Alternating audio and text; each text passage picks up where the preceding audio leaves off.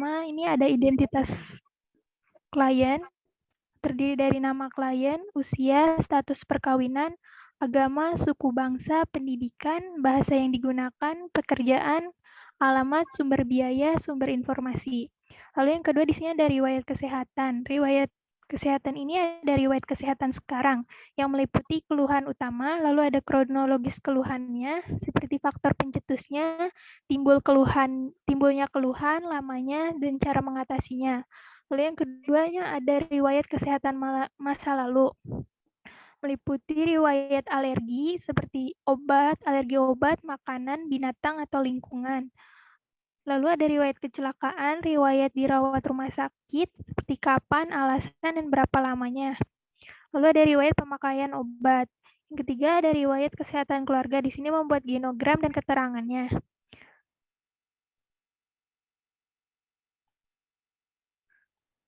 Lalu ada yang keempat, ada penyakit yang pernah diderita oleh anggota keluarga yang menjadi faktor resiko. Riwayat yang kelima ada riwayat psikososial dan spiritual.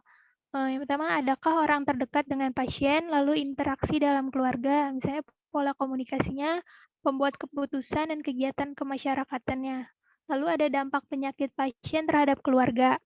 Lalu ada masalah yang mempengaruhi pasien. Lalu ada mekanisme coping terhadap stres seperti pemecahan masalahnya, makan, tidur, minum obat, cari pertolongan, dan lain-lain. Lalu ada persepsi pasien terhadap keluarga meliputi hal yang sangat dipikirkan saat ini, harapan setelah menjalani perawatan, dan perubahan yang dirasakan setelah jatuh sakit. Lalu ada sistem nilai kepercayaan meliputi nilai-nilai yang bertentangan dengan kesehatan, aktivitas agama, atau kepercayaan yang dilakukan. Lalu yang keenam ada kondisi lingkungan rumah, yang tujuh ada pola kebiasaan. Pola kebiasaan ini dikaji sebelum sakit dan di rumah sakit atau saat ini. Hal yang dikajinya itu ada pola nutrisi, meliputi frekuensi makan, berapa kali sehari, nafsu makan, baik atau tidaknya, kalau misalkan tidak, alasannya apa, mual, muntah, sariawan. Lalu ada porsi makan yang dihabiskan, makanan yang tidak disukai, makanan yang membuat alergi, makanan pantangan, makanan diet, penggunaan obat sebelum makan, penggunaan alat NGT, dan lain-lain.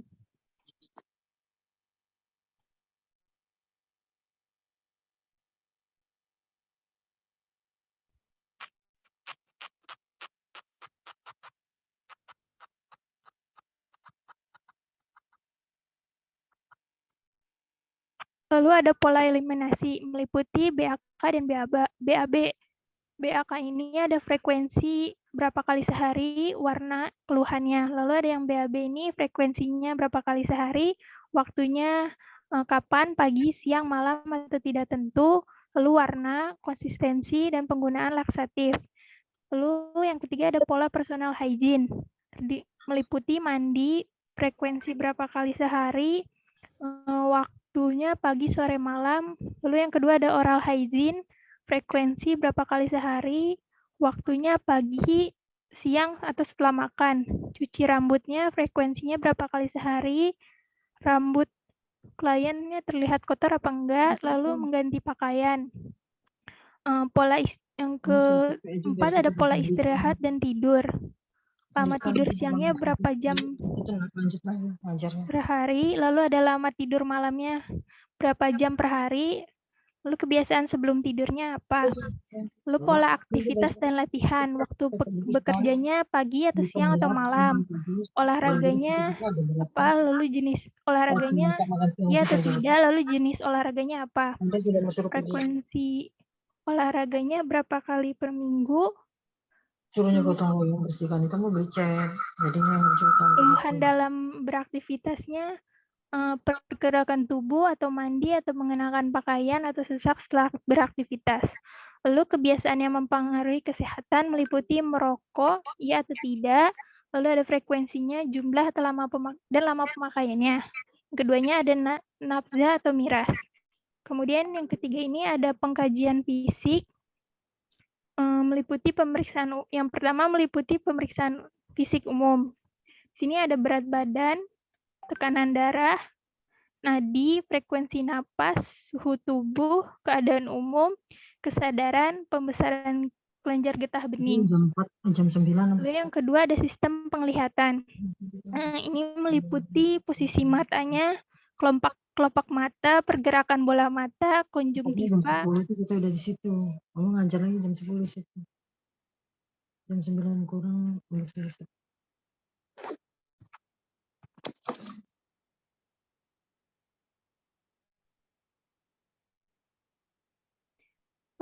Lalu ke kornea, sklera, pupil, otot-otot mata, fungsi penglihatan, tanda-tanda radang, pemakaian kacamata, pemakaian lensa kontak, dan reaksi terhadap cahaya.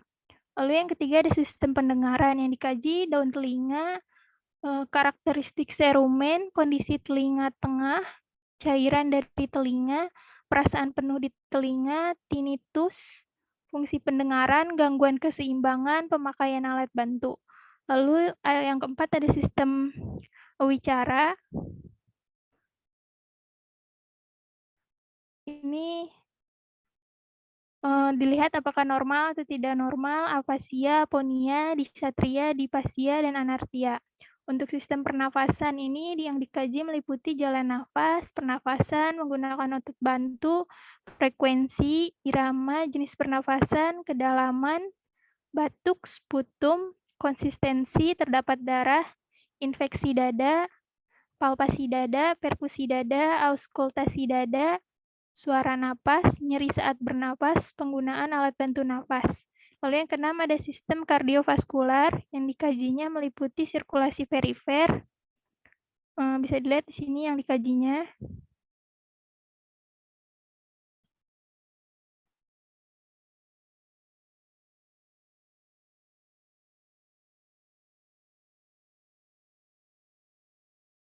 Lalu ini ada edema, masih bagian dari sirkulasi perifer, sirkulasi kardiovaskuler maksudnya. Terus di sini ada sirkulasi jantung. Kemudian yang sistem hematologi yang dikaji itu ada gangguan hematologinya seperti pucat atau dan pendarahan. Yang kedelapan ada sistem saraf pusat yang dikajinya meliputi keluhan sakit kepala, tingkat kesadaran, Glasgow Coma Scale, GCS-nya, lalu tanda-tanda peningkatan tiknya. Kemudian ada gangguan sistem persyarafan dan pemeriksaan refleks. Yang kesembilan ada sistem pencernaan yang dikajinya meliputi keadaan mulut, muntah, nyeri daerah perut, skala nyeri, lokasi dan karakteristik, bising usus, diare, warna feses, konsistensi feses, konstipasi, hepar, dan abdomen. Lalu yang ke-10 ada sistem endokrin yang dikajinya meliputi pembesaran kelenjar tiroid, nafas berbau keton, lalu luka gangren. Yang ke-11 ada sistem urogenital yang dikaji meliputi balance cairan, perubahan pola kemih, BAK, distensi kandung kemih, keluhan pinggang, klien mengatakan selalu berkeringat atau tidak. Lalu yang ke-12 ini sistem integumen yang dikajinya meliputi turgor kulit, temperatur kulit, warna kulit, keadaan kulit, kondisi kulit seperti pemasangan infus, keadaan rambut. Dan yang ke-13 ini ada sistem muskuloskeletal yang dikajinya meliputi kesulitan dalam pergerakan, sakit pada tulang, sendi, kulit, fraktur, lokasi fraktur, kelainan pada bentuk tulang dan sendi, kelainan struktur tulang belakang, keadaan tonus otot, kekuatan otot. Lalu berikan penjelasan untuk seluruh pertanyaan jika jawaban iya. Di sini kemudian ada data tambahan. Ini ada contoh format pengkajian keperawatan medikal bedah di rumah sakit. Pertama ada identitas klien. Ada identitas, meliputi identitas kliennya. Di sini ada namanya Tuan W, jenis kelaminnya laki-laki, tempat tanggal lahirnya di sini bisa dilihat, golongan darahnya, pendidikan terakhirnya, agamanya, sukunya, status perkawinannya, pekerjaannya di sini ada, Alamatnya, diagnosis mediknya itu fraktur femur. Ini dikajinya tanggal 12 Januari 2018. Lalu identitas penanggung jawabnya, di sini ada umurnya, jenis kelaminnya, agamanya, sukunya, hubungan dengan pasiennya itu istrinya, pendidikan terakhirnya, pekerjaannya, alamatnya di sini. Lalu yang kedua ada status kesehatannya. Status kesehatan saat ininya, alasan masuk rumah sakit atau keluhan utamanya, kecelakaan motor terkena kayu balok yang jatuh dari mobil dump truck sehingga mengalami benturan di paha dan bahu. Faktor pencetusnya di sini ada kecelakaan motor, lamanya keluhan tidak ada, timbulnya keluhannya mendadak, faktor yang memperberatnya tidak ada. Di sini ada status kesehatan masa lalunya. Klien mengatakan tidak pernah mengalami penyakit sebelumnya, penyakit yang pernah dialaminya ini. Lalu kecelakaan motor untuk pertama kalinya. Lalu yang ketiga ada pernah dirawat. Nah, di sini tidak ada semua ya. Lalu pengkajian pola fungsi dan pemeriksaan fisiknya, ada persepsi dan pemeliharaan kesehatan. Untuk persepsi tentang kesehatan dirinya tidak ada. Untuk pengetahuan persepsi pasiennya, klien mengatakan mengetahui penyakit yang dialaminya saat ini. Lalu yang ketiganya ada upaya yang biasa dilakukan dalam mempertahankan kesehatan, kebiasaan yang adekuat diet yang tidak sehatnya tidak ada kebiasaan diet, lalu ini tidak ada. Kemampuan pasien untuk mengontrol kesehatannya juga yang dilakukan bila sakit tidak ada, kemana pasien berobatnya ke rumah sakit. Lalu kebiasaan hidupnya merokok, alkohol tidak ada, lalu untuk kebiasaan olahraga dan jenisnya itu lari pagi sore. Obat yang dikonsumsi atau jamu ini tidak ada. Lalu ada faktor sosioekonomi yang berhubungan dengan kesehatan. Penghasilannya kurang lebih 4.500.000 per bulan. Asuransi atau jaminan kesehatannya ini ada BPJS, keadaan lingkungan tempat tinggalnya, keadaan asrama bersih. Lalu yang kedua ini ada nutrisi cairan dan metabolik. Untuk gejala subjektifnya ini bisa dilihat tidak ada semua ya, kecuali untuk keluhan. Di sini ada pola minum atau cairan, jumlah minumnya itu air putih 2.500 cc per hari. Lalu untuk penurunan berat badan dalam 6 bulan terakhirnya tidak ada. Tanda objektifnya suhu tubuhnya 36,6 derajat Celcius, ini ada dioporisnya tidak ada. Berat badannya 65 kg, tinggi badannya 172, turgor kulitnya baik, tonus ototnya lemah, edemanya ada, asitesnya ada, tidak ada, integritas kulit perutnya tidak ada, lingkaran abdomennya 61 cm. Di sini tidak ada, dan tidak ada ya. Lalu untuk kondisi mulutnya ini bersih. Pernafasan aktivitas dan latihan pernafasannya, gejala dispenianya tidak ada ya.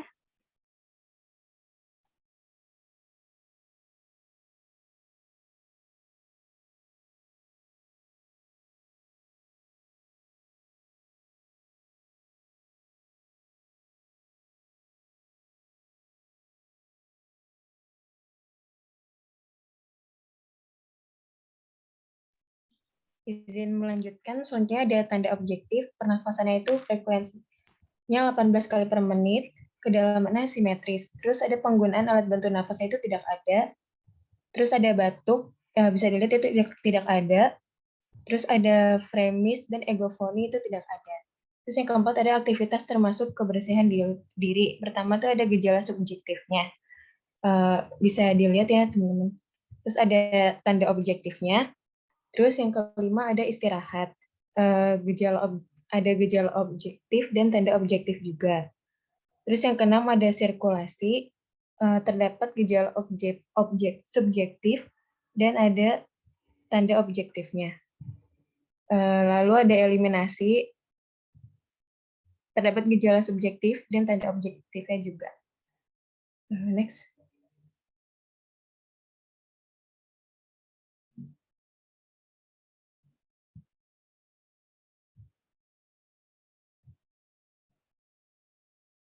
Terus yang ke-8 ada neurosensori dan kognitif.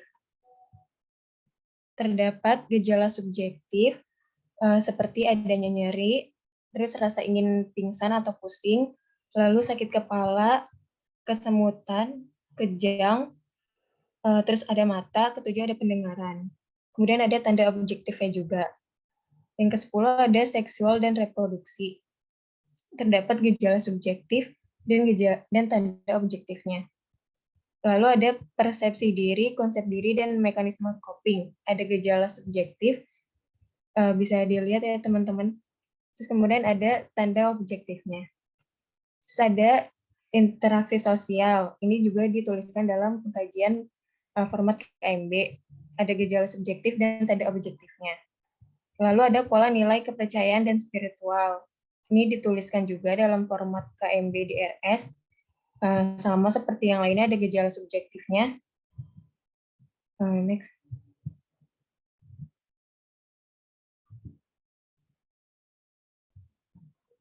Dan ada tanda objektifnya. Kemudian ada data penunjangnya. Ada pemeriksaan laboratorium, radiologi, EKG, USG, CT scan, dan pemeriksaan lain. Obat-obatannya itu seperti ringer lactat, ceftriaxone, ketorolac, dan ranitidine. Next.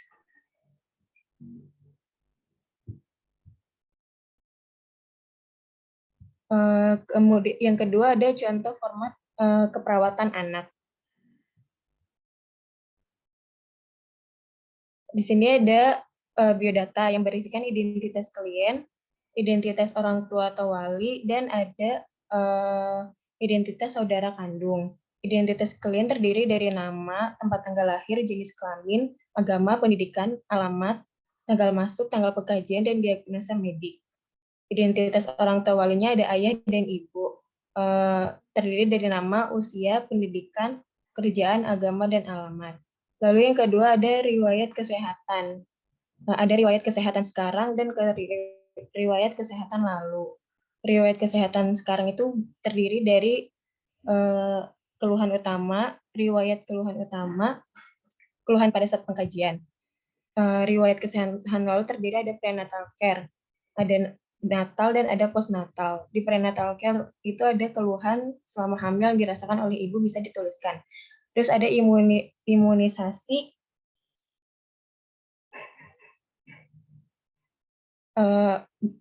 apakah imunisasi itu ada imunisasi tetanus. Jika imunisasi bisa ditulis ya, jika tidak bisa ditulis tidak.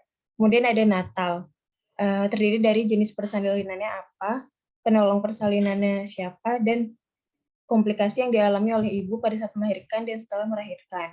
Terus yang ketiga ada postnatal, dituliskan kondisi bayinya dan skor Apgar-nya. Skor Apgar itu ditulis berdasarkan menjumlahkan dengan semua komponen saat bayi baru lahir. Komponennya itu ada 5, seperti warna kulit, denyut jantung, gerak refleksnya, tonus ototnya, dan pernafasannya. Terus kemudian ada anak pada saat lahir tidak mengalami, ini untuk semua usia. Terus kalian pernah mengalami penyakit jika ada pada usia berapa dan diberikan obat oleh siapa. Kemudian riwayat kecelakaan dituliskan jika ada. Lalu ada yang ketiga dari riwayat kesehatan keluarganya. Next. Kemudian ada riwayat imunisasi, berisi jenis imunisasinya itu BCG, DPT 123, polio 1234, campak, dan hepatitis. Kemudian ada riwayat tumbuh kembang, berisikan pertumbuhan fisik, perkembangan tiap tahap. Pertumbuhan fisik itu ada berat badan, tinggi badan, waktu tumbuh gigi. Perkembangan tiap tahapnya ada usia anak saat berguling itu berapa bulan, duduk berapa bulan, merangkak berapa bulan, saat berdiri berapa tahun, berjalan berapa tahun, kemudian senyum kepada orang lain pertama kali itu ditulis berapa tahun, dan bicara pertama kali berapa tahun dengan menyebutkan kata atau kalimat apa. Kemudian berpakaian tanpa bantuan itu dituliskan pada usia berapa. Lalu ada riwayat nutrisi, ada pemberian nutrisi dan pemberian susu formula. Pemberian susu formula itu, kalau diberikan pemberian susu formula, dijelaskan alasan pemberiannya apa, jumlah pemberiannya berapa, dan cara pemberiannya seperti apa. Dan ada riwayat psikososial, terdiri dari anak tinggal bersama siapa, lingkungannya berada di mana, rumah dekat dengan siapa, dijelaskan juga kamar klien, rumah ada tangga atau tidak, hubungan antar keluarganya seperti apa, dan apakah ada pengasuh anak. Lalu ada riwayat spiritual, berisi support system dalam keluarga, kegiatan keagamaan, dan ada aktivitas sehari-hari, berisikan tabel nutrisi, cairan, eliminasi BAB dan BAK. Next. Ada tabel istirahat tidur, olahraga, personal hygiene, aktivitas atau mobilitas fisik, dan tabel rekreasi. Lalu ada pemeriksaan fisik. Yang pertama ada keadaan umum, kedua ada kesadaran, ketiga ada tanda-tanda vital, seperti tekanan darah dan nyut nadi, suhu, pernafasan. Keempat ada berat badan, yang kelima ada tinggi badan, yang keenam ada kepala. Bisa diperiksa secara infeksi dan palpasi. Lalu ada muka, diperiksa secara infeksi dan palpasi juga. Kemudian yang ke-8 ada mata, diperiksa secara inspeksi. Next.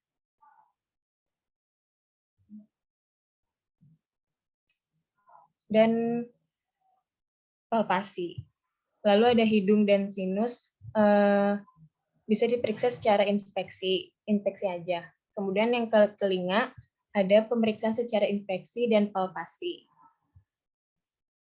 Ke-11 ada mulut, diperiksa secara inspeksi. Yang ke-12 ada tenggorokan. Yang ke-13 ada leher, diperiksa secara inspeksi dan palpasi. Yang ke-14 ada toraks dan pernafasan, ini diperiksa secara palpasi, auskultasi. Next. Kelompok sebentar. Jadi ini ditayangkan aja, nggak usah satu-satu dibacain. Yang penting ditayangkan, teman-teman satu kelas tuh lihat, oh kayak gini ya formatnya. Nah, yang penting-penting aja, nggak usah semua detail. Nah, kemudian ambil lagi contoh yang lain. Dari situ kan bisa tergambarkan apa bedanya antara medical bedah, gawat darurat, anak gitu. Jadi nggak usah detail-detail itu kan nanti Anda bisa fotokopi atau di print, bisa dipelajari sendiri.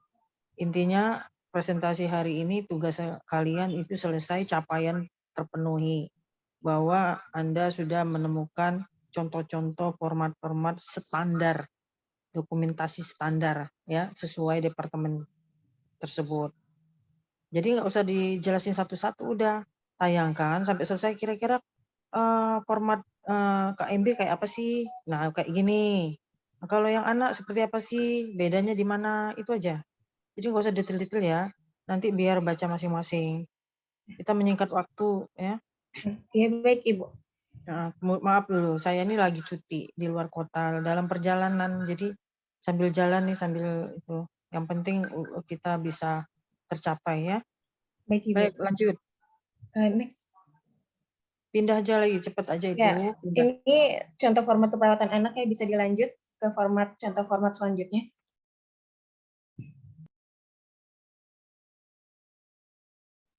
Oke, izin masuk. Selanjutnya itu pengkajian keperawatan gerontrik. Next. Iya, keperawatan gerontrik itu ini ya, lanjut usia. Nah, seperti biasa di format pengkajian itu sama aja, ada riwayat klien kayak gitu, riwayat keluarga. Next. Bisa dilihat ya teman-teman dan bisa dibaca. Next. Enggak, jadi gini, difokuskan aja. Kalau lansia tuh apanya sih yang difokuskan? Kalau anak-anak apanya sih? Ya, misalnya data orang tuanya. Kenapa orang tuanya ada? Karena anak belum bisa diajak ngomong, gitu loh. Medical bedah apanya sih yang difokuskan? Head to toe dari ujung rambut ke ujung kaki, terutama pernapasan, pencernaannya, gitu. Cara menyampaikannya ya. Nah, kalau misalnya gawat darurat, apa yang ditonjolkan yang kira-kira dominan yang kita harus, cara penyajiannya beda dengan medical bedah. Kalau misalnya gadar itu gawat darurat, menurut aturannya A, B, C, D, nah gitu loh. Jadi sehingga kita paham, oh itu bedanya. Nah untuk detailnya nanti baca masing-masing gitu. Oke, kita lanjut ya. Oke, Ibu. Next dulu. Next. Nah, ya perbedaan dari ini tuh dari gerontrik itu di sini tuh ada status kognitifnya karena kan kalau lansia itu kadang-kadang suka lupa ya. Nah, di sini tuh ada pertanyaan status kognitif seperti tanggal berapa hari ini itu untuk menguatkan ingatannya kembali buat mengulang kembali seperti itu. Next.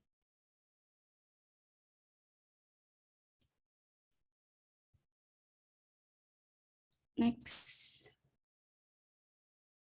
Nah, mungkin itu di titik beratkannya itu ke ini ya, tadi itu ke tes kognitifnya. Mungkin dilanjut dengan format contoh yang lain.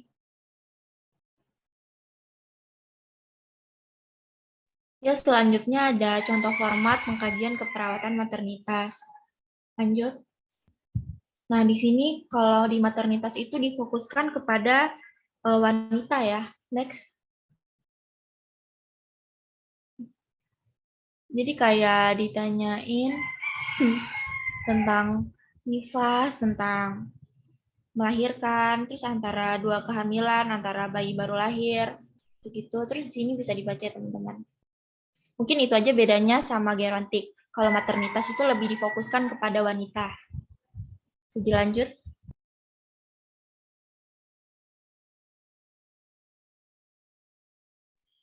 Ya, masuk ya. Sekarang saya akan menjelaskan tentang pengkajian keperawatan komunitas. Bisa di next. Ya, di sini keperawatan komunitas ini beda, itu ada kode KK-nya, ada dusunnya, ada RW dan RT. Lalu dia juga ada data demografi, bisa dilihat datanya seperti itu. Isinya tuh ada nama keluarga, anggota keluarganya namanya, ada umur, jenis kelamin, hubungan dalam keluarga, hubungannya apa gitu. Lalu ada suku atau ras, ada agama juga, ada pendidikan juga, golongan darah, keadaan fisiknya, imunisasi, dan PUS. Lalu juga di sini ada kode datanya ya. Itu yang pertama itu ada jenis kelamin, ada umur, hubungan dalam keluarga, suami, istri, anak, ayah, ibu, adik, atau kakak. Lalu ada pendidikan juga, jenjangnya. Lalu ada pekerjaan, ada golongan darah, keadaan fisik, sama imunitas. Ada suku, agama, dan PUS juga. Di situ untuk bedanya. Lalu di sini kita ada data sosial dan ekonomi juga. Seperti bisa dilihat penghasilan rata-rata per bulannya dikasih tahu beberapa. Lalu untuk kepemilikan dan jaminan kesehatannya itu memakai apa, seperti itu ada juga dicantumkan di sini. Lalu selanjutnya ada gizi, mungkin seperti yang lain-lainnya sama juga. Lalu di sini ada yang nomor bab 3 ini, itu ada lingkungan fisik. Itu di perumahan, seperti misalnya kepemilikan rumahnya masih disewa, menumpang, atau milik sendiri, ada jenisnya, ada permanen atau semi permanen, lantainya gitu, fasilitas,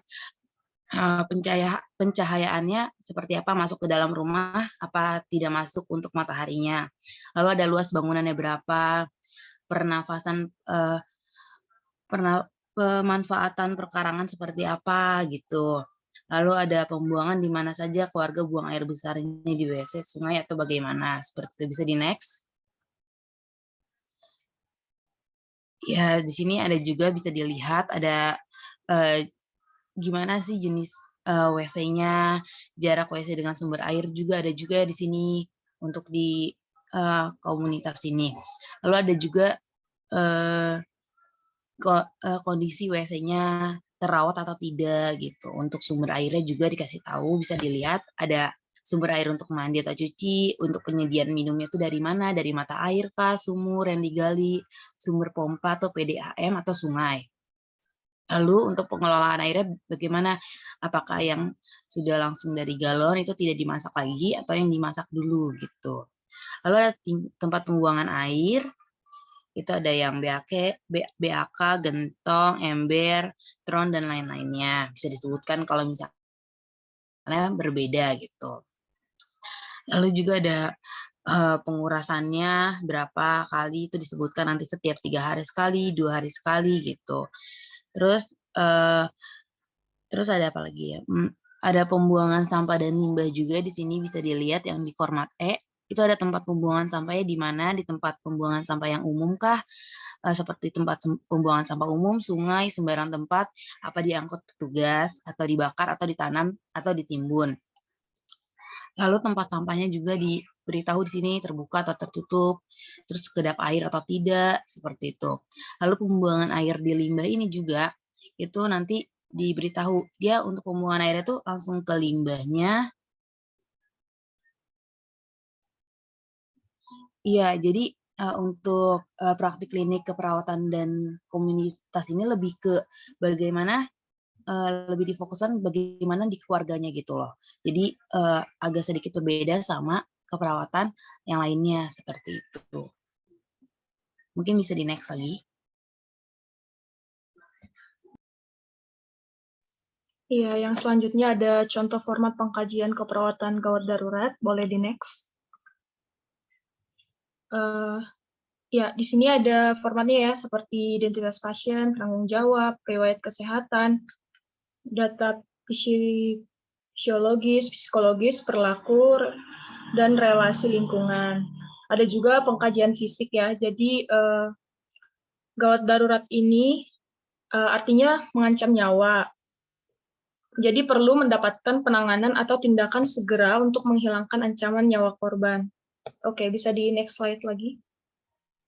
Ini ya, ada bisa dilihat sendiri, ada analisis data, diagnosis perencanaan, rencana keperawatan, evaluasi. Bisa next. Di sini juga ada pengkajian ya, bisa dilihat sendiri juga. Boleh di next lagi. Next. Ya, slide. Oke, ini evaluasi. Jadi kita langsung ke akhir aja. Jadi di evaluasi pasien. Jadi tujuan dari evaluasi adalah untuk mencapai masalah yang teratasi. Jadi gitu ya perbedaannya dari keperawatan yang lain. Mungkin bisa di Baik, di sini dilanjut dengan format pengkajian keperawatan jiwa. Next. Sama seperti format-format pengkajian keperawatan yang lain, di sini ada identitas, faktor predisposisi, lalu yang membedakannya, boleh di next. Di format pengkajian jiwa ini lebih menggambarkan dan ditekankan kepada konsep diri, hubungan sosial klien itu sendiri, spiritualnya, dan status mental. Di sini status mental itu meliputi penampilan, pembicaraannya, aktivitas motorik, interaksi selama wawancara, alam perasaan, dan daya tilik diri. Boleh di next. Lalu sama juga seperti format yang lain, terdapat analisis data, rencana keperawatan, dan implementasi keperawatan. Dan keperawatan jiwa itu ada pohon masalah. Pohon masalah itu merupakan susunan masalah keperawatan yang berhubungan dengan sebab akibat si pasien atau klien itu sendiri. Pohon masalah itu akan membantu dan mempermudah dalam menegakkan diagnosa keperawatan. Next. Baik, demikian mungkin presentasi dari kelompok 2. Kurang lebihnya mohon maaf, saya kembalikan kepada moderator. Terima kasih. Ya, baik. Terima kasih kepada kelompok 2B yang telah mempresentasikan tentang berbagai format dari standar dokumentasi keperawatan. Mungkin untuk selanjutnya akan saya buka sesi tanya-jawab kepada kelompok 1, 3, 4, 5, dan 6. Dipersilahkan jika ada yang ingin bertanya untuk raise hand terlebih dahulu.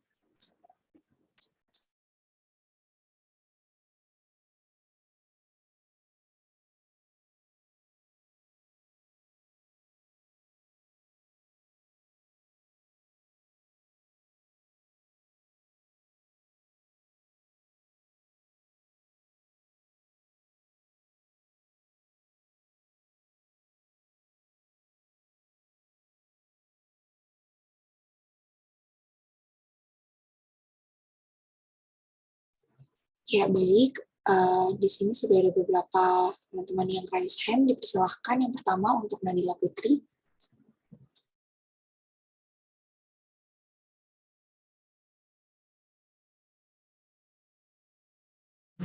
Ya, terima kasih moderator atas kesempatannya. Saya Nadila Putri dari perwakilan kelompok 1 izin bertanya. Tadi di dalam PPT itu dijelaskan dan ditunjukkan macam-macam format asuhan keperawatan. Ada keperawatan geronti, keperawatan anak, maternitas, dan lain-lainnya. Pertanyaannya, bagaimana jika perawat melakukan kesalahan dalam menulis asuhan keperawatan tersebut?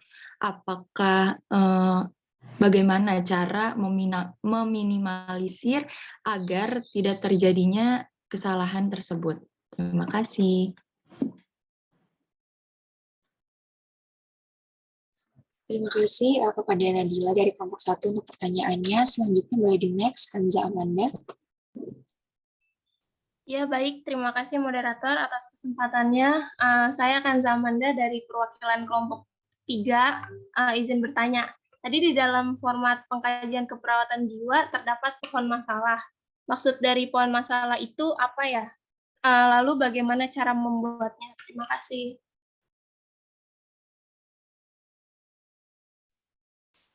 Baik, terima kasih kepada Kanza Amanda atas pertanyaannya.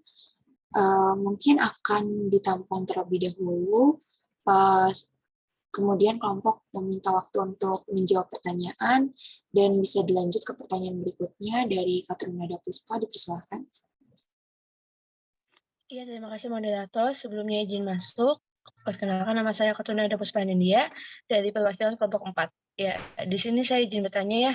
Tadi jelaskan di PPT dalam format pengkajian keperawatan KMB di riwayat kesehatan keluarga membuat genogram. Apakah membuat genogram ini penting? Apa pengaruhnya dalam praktik keperawatan? Terima kasih. Baik, Puspa, terima kasih atas pertanyaannya. Untuk pertanyaan terakhir, mungkin dipersilakan kepada Ridha. Baik, terima kasih moderator, izin bertanya.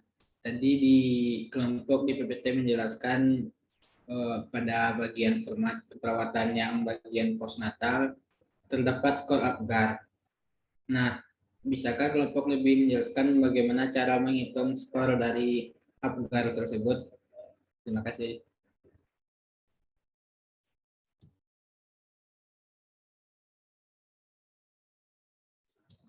Baik, terima kasih Ridha atas pertanyaannya. Tadi sudah masuk ada 5 pertanyaan ya. Mungkin pertanyaan yang tadi bisa diketik lagi di kolom chat, kemudian dipersilahkan kepada kelompok 2 untuk menjawab pertanyaan dari perwakilan kelompok yang sudah bertanya.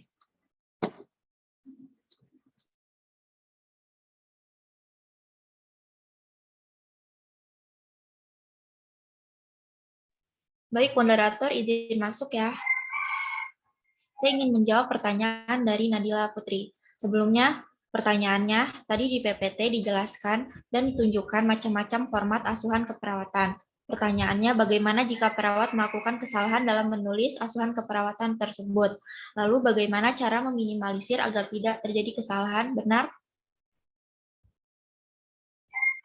Iya, benar Kaila.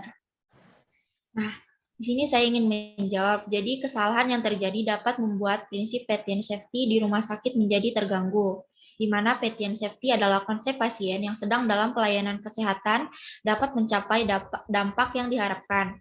Nah, cara meminimalisir kesalahannya itu, yang pertama, hindari menulis diagnosa medis sebagai etiologi pada diagnosa aktual atau resiko. Yang kedua, jika diagnosis medis merupakan penyebab dari masalah, tuliskan setelah faktor berhubungan. Yang ketiga, jangan gunakan tanda dan gejala sebagai etiologi. Keempat, hindari menggunakan kata kebutuhan sebagai etiologi. Kelima, hindari tujuan sebagai menulis diagnosa. Keenam, kemudian evaluasi yang sudah ditulis, khususnya diagnosa aktual. Apakah sudah jelas? Jelas Kaila, terima kasih. Sama-sama Nadila.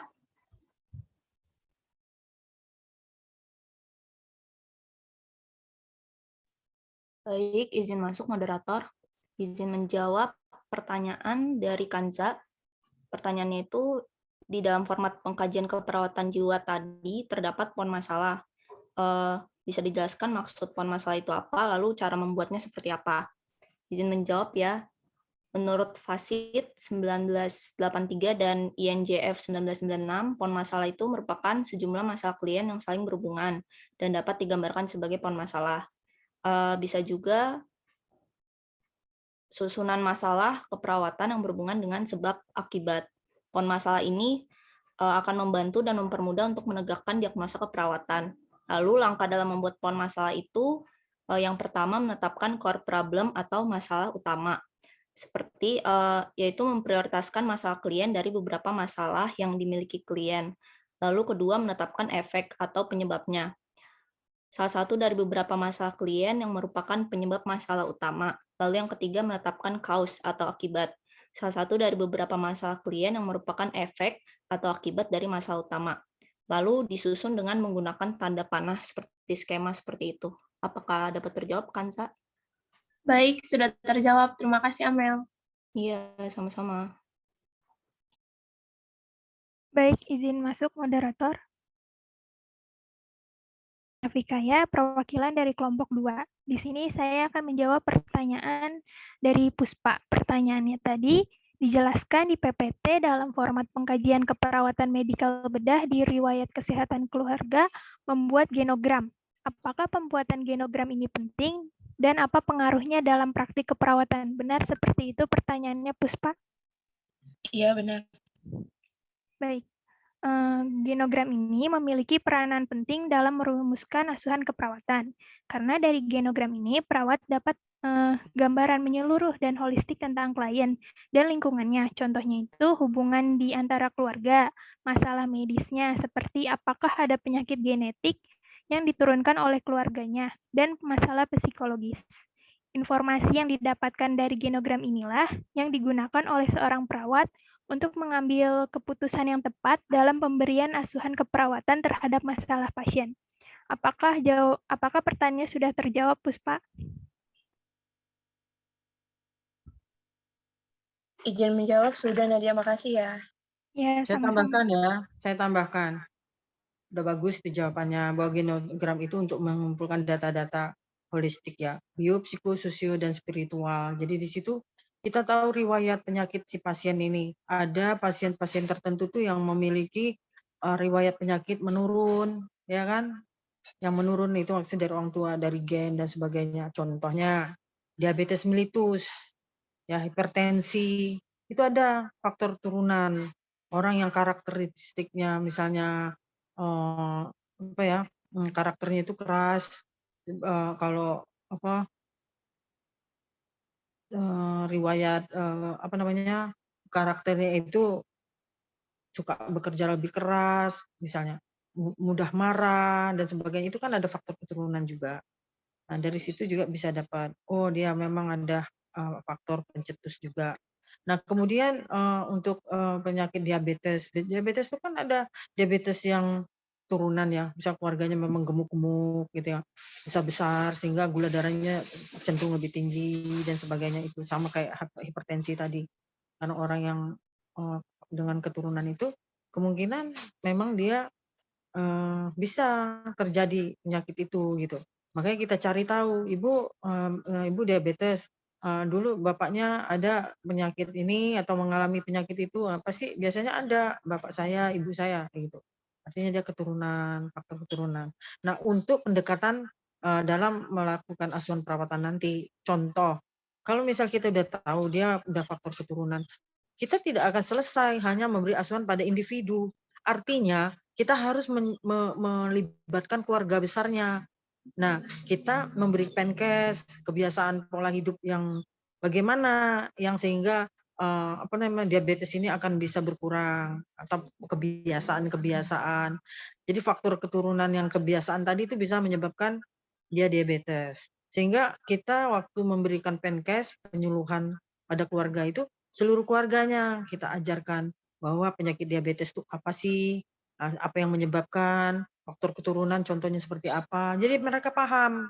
Jadi tidak hanya satu pasien saja yang kita berikan asuhan, tapi seluruh keluarganya. Nah, itu baru tuntas. Percuma kalau kita memberikan satu individu saja, terus besok-besok keluarganya sakit lagi, yang ini sakit lagi begitu. Nah, itu tugas kita perawat. Makanya kita belajar kita mulai mempelajari itu kan macam-macam kan, mulai dari dalam kandungan, usia bayi lilita, anak sekolah, remaja, dewasa muda, sampai ke lansia, sampai ke penyakit terminal. Artinya penyakit yang tidak bisa disembuhkan lagi, yang hanya bisa dengan kematian. Ya kalau kita merawat tuh hanya untuk maintenance-nya aja itu. Nah, jadi dengan riwayat penyakit tadi kita bisa paham, oh dia ini ada faktor keturunan diabetes, artinya dia lagi ibu hamil nih, dia harus diet ini supaya bayinya tidak eklamsi dan sebagainya. Itu karena gula darahnya tinggi, hipertensi dia, itu bahaya untuk kandungannya, nah gitu. Karena ibunya juga pernah begitu, pernah ada riwayat kematian karena prematur, bayi prematur, itu karena ada faktor penyakit diabetes yang menurun gitu loh. Ya. Jadi ada ibu hamil yang baik-baik saja, hamil dari 3 bulan biasa-biasa saja, tidak mual, tidak muntah, tidak berat badan tidak meningkat gitu. Nah, tapi dengan adanya riwayat dulu ibunya, keluarganya dan sebagainya, memang keluarga ini ada gen untuk begitu, supaya tidak terjadi kematian, tidak terjadi eklamsi pada ibu hamil dan sebagainya, itulah dikaji. Ya, dengan itu makanya bio, psiko, sosio, dan spiritual, komprehensif, itu yang disebut dengan komprehensif. Jadi kita sebagai perawat itu sangat bangga ya, kita harus lebih cinta dengan keperawatan, karena setelah kita tahu perawatan itu sangat besar, sangat luas, kedokteran pun tidak bisa mengikuti ilmunya kita, karena kita selain ilmu kedokteran kita dapat, ya kan, biomedik dasar kita dapat segalanya yang seperti dokter-dokter itu dapat, kita dapat, tapi untuk asuhan sendiri mereka nggak dapat, tapi kita punya gitu. Perawatan macam-macam mulai dari dalam kandungan sampai orang itu meninggal. Nanti kan ada perawatan menjelang ajal. Gitu, nanti Anda kan bisa ketemu itu nanti. Jadi merawat dari dalam kandungan ibu hamil, terus dalam kandungan, terus dia lahir, umur anak, umur sekolah, umur remaja, itu perawatannya ada, ya kan? Makanya ada perawatan anak, perawatan maternitas, perawatan KMB, gitu-gitu. Jadi Anda harus bangga dan harus semangat untuk belajar asuhan perawatan. Ya, karena ilmunya itu udah jelas. Payung hukumnya juga jelas, sudah bisa punya praktek. Perawat kalau udah keluar, udah selesai punya izin praktek, bisa buka praktek, kembangkan, baik itu individu, keluarga, komunitas. Komunitas itu luas, masyarakat di sekelilingnya. Berapa RT, RW, sampai ke kelurahan, kecamatan, ya kan? Bahkan bisa jadi provinsi. Jadi tinggal Anda nanti setelah tamat mau jadi apa, tinggal Anda yang bagaimana memikirkan. Jadi mulai saat ini harus semangat belajar itu ya. Nah, ini konsep-konsep dasar tentang dokumentasi keperawatan Anda udah tahu, bentuk-bentuknya sudah tahu. Tinggal nanti pas ketemu di Gadar, oh ini dulu saya dapat di tingkat 2 awal di dokumentasi. Oh ini dokumentasi standarnya untuk gerontik. Nanti Anda kan temu gerontik KMB itu kan di tingkat 2, tingkat 2, tingkat 3 gitu. Nah, itu aplikasinya. Nah, sekarang ini baru dasar-dasarnya. Oke, dari situ ada lagi pertanyaan nggak? Contoh-contohnya sudah semua tadi kan? Sudah, Ibu. Kalau sudah, nggak ada pertanyaan, kita cukupkan ya. Ada pertanyaan nggak? Sudah cukup? Masih ada satu lagi yang belum dijawab, Ibu. Oke, jawablah dulu. Nah, ya. Izin menjawab pertanyaan dari Ridal ya. Pertanyaannya, tadi di PPT pada format keperawatan anak, bagian postnatal terdapat skor Apgar. Bisa tolong lebih dijelaskan cara menghitung skor Apgar tersebut? Seperti itu ya, Ridal?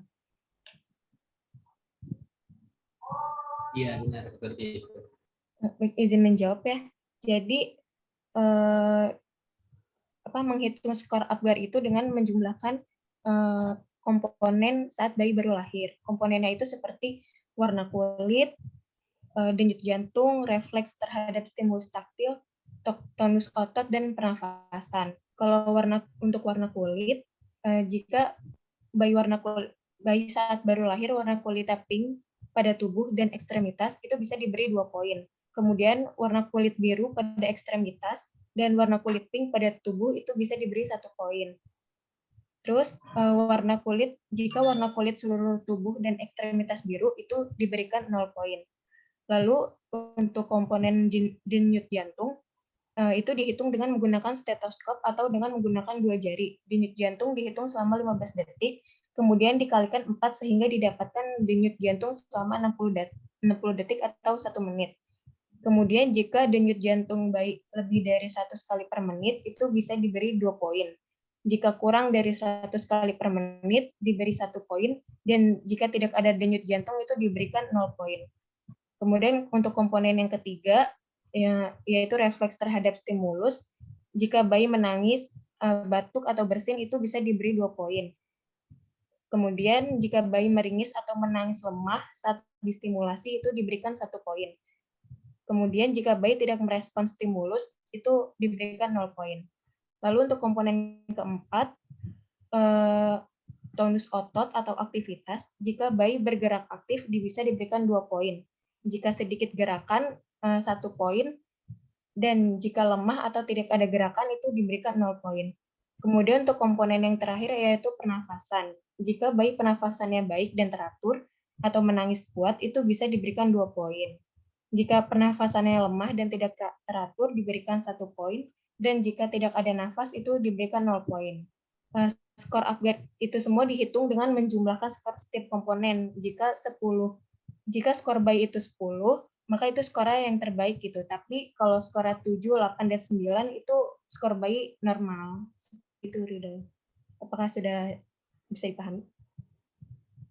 Oh iya, baik. Terima kasih atas penjelasannya. Ya, baik ya, jawabannya itu sudah lengkap, sudah sangat teknis banget ya. Nanti itu Anda bisa langsung terjun saat di lab. Tapi nanti itu di maternitas di anak gitu ya. Ada patograf namanya itu, ada standarnya, ada angka-angkanya, kita tinggal jumlahkan. Semuanya itu ada standarnya. Nah, ini yang kita sekarang kan hanya dokumentasi awalnya saja untuk mengenal setiap format, bagaimana bentuknya, apa yang difokuskan, beda anak, beda gawat darurat, beda KMB, gerontik, dan komunitas di mananya, itu bisa dilihat di format itu. Ya, intinya begitu rumit, begitu banyak, tapi kalau kita memahami, oh ini bedanya kita nggak ada rasa takut atau takut salah dan sebagainya, karena itu sudah udah standar, dan kita bisa bangga, oh begitu hebat ya ilmunya perawat itu, rumit sekali, banyak sekali gitu. Nah, itu merasa kita jadi bangga. Oke, kalau nggak ada pertanyaan lagi, saya cukupkan di sini ya. Assalamualaikum warahmatullahi wabarakatuh. Waalaikumsalam warahmatullahi wabarakatuh. Izin masuk Ibu, izin untuk SS screenshot terlebih dahulu ya Ibu. Ya. Pada teman-teman boleh on cam semua ya.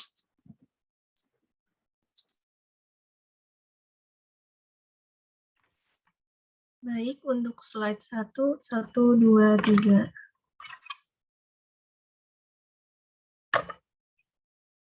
Untuk slide 2, 1, 2, 3.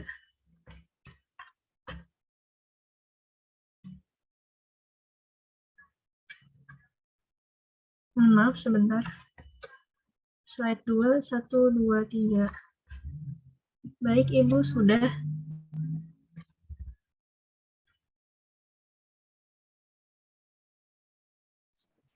Terima kasih. Assalamualaikum. Selamat belajar. Tetap semangat. Oke. Bye. Terima kasih. kasih. Terima kasih. Terima kasih. Terima kasih. Ya.